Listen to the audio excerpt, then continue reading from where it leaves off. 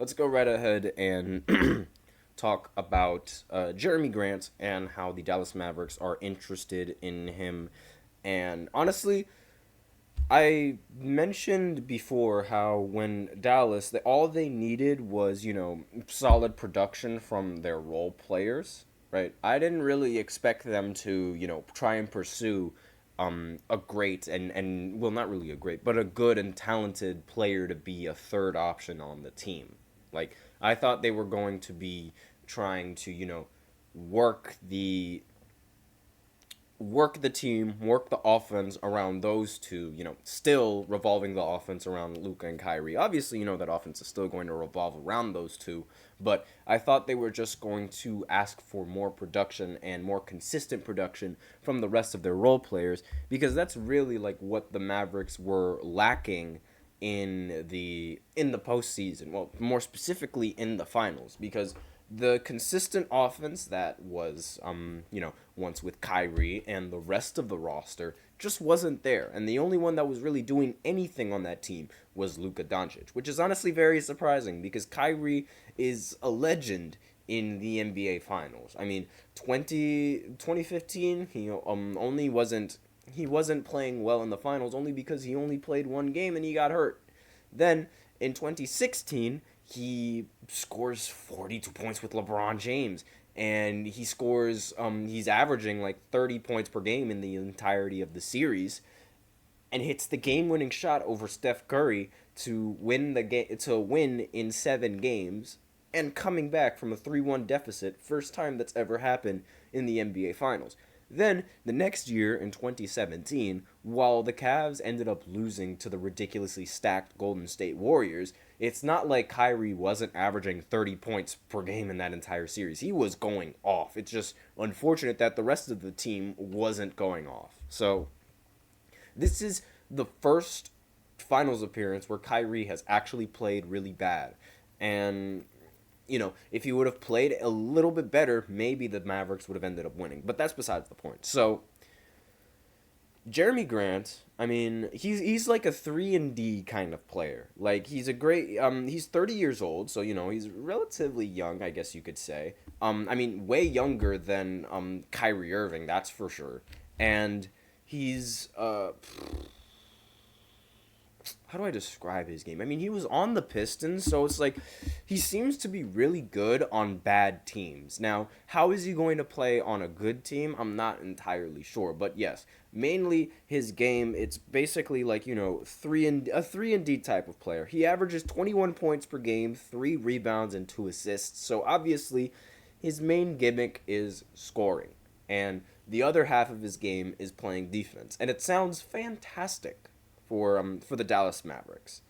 And honestly, one of the other things I saw a report actually how that the Mavericks are actually looking to trade Tim Hardaway Jr. Like they're definitely engaged in talks trying to get him off the team, and rightfully so because he was a no-show in the postseason.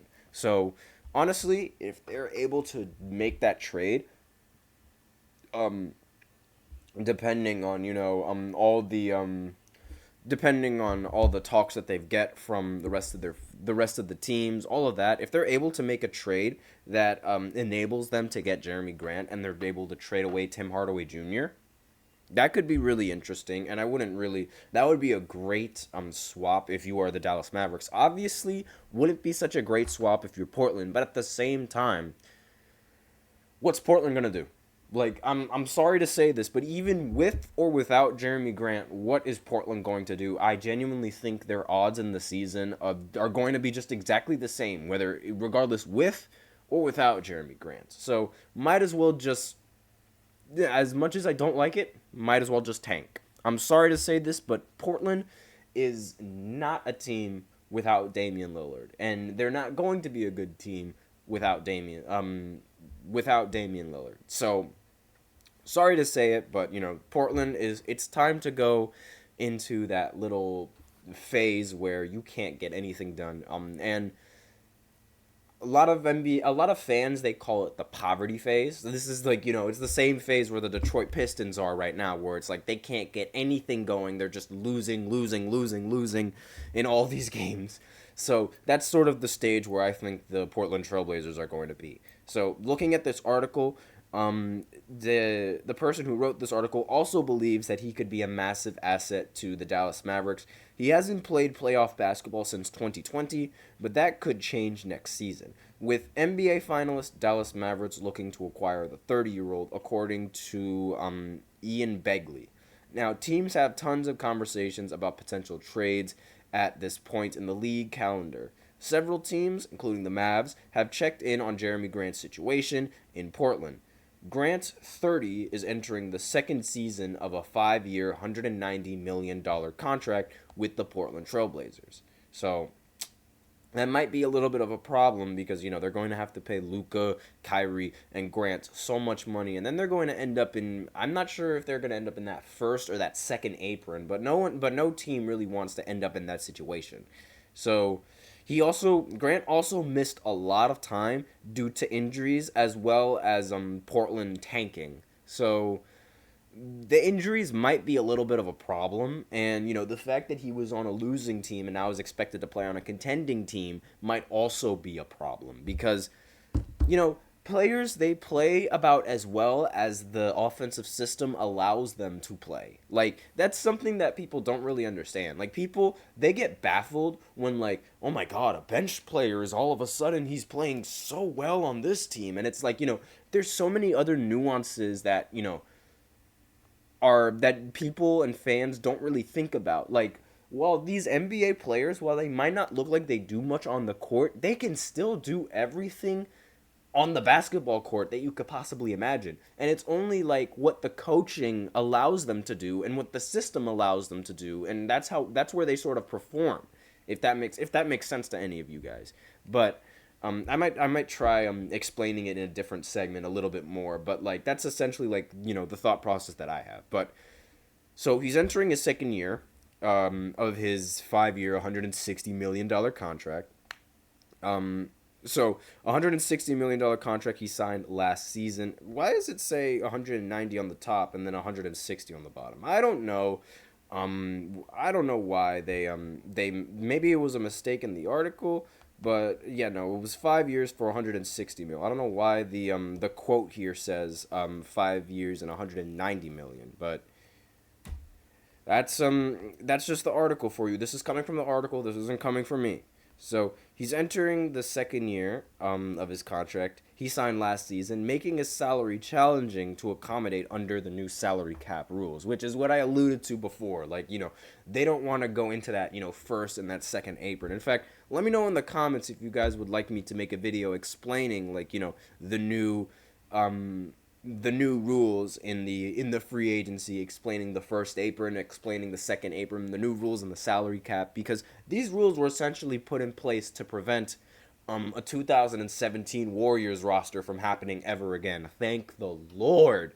But yeah, that was like, that was the worst, arguably the worst era of basketball in my opinion. I'm sorry to say it, but when Kevin Durant was on that Warriors team, that was the worst basketball. I am sorry to say it, but like in the postseason, everyone knew who was going to win in the end.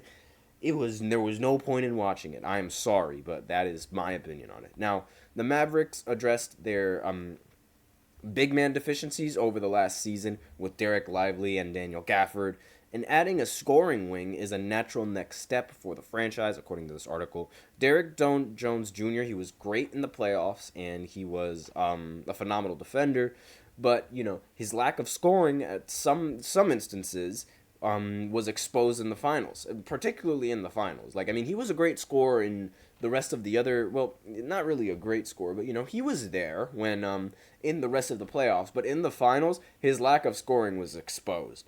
And maybe it was nerves, maybe it was just the Celtics being the better team, but who knows. And PJ Washington, he's the other option for a wing player, and he is a consistent scorer, but he relies on his hot shooting for his production.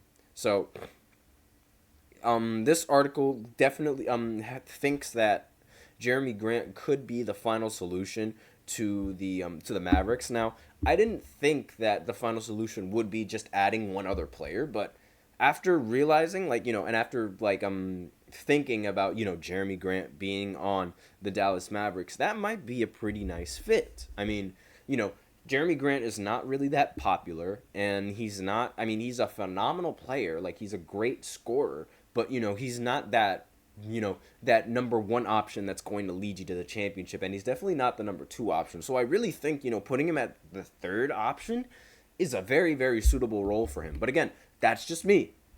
And there's no knowing like exactly how this will play out, how he will play in the postseason.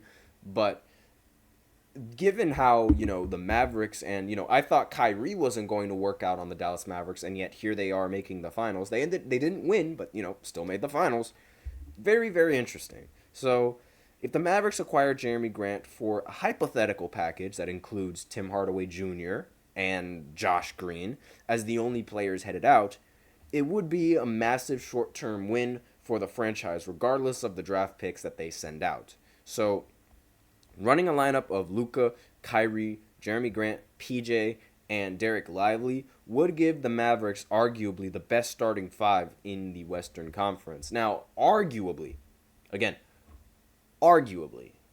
because still no idea how this free agency is going to go, how the teams in the Western Conference might change, all this things. Now, basketball isn't played on paper, and that's another thing that a lot of these people don't really consider. Like, they consider like how, oh, this is going to be a great addition to the team. Oh, this is going to be this. Oh, this is going to be that. Like, yay, this would work perfectly. Like, on paper it might, but putting it into actual practice, completely different. So that's basically all that I have to say to you guys.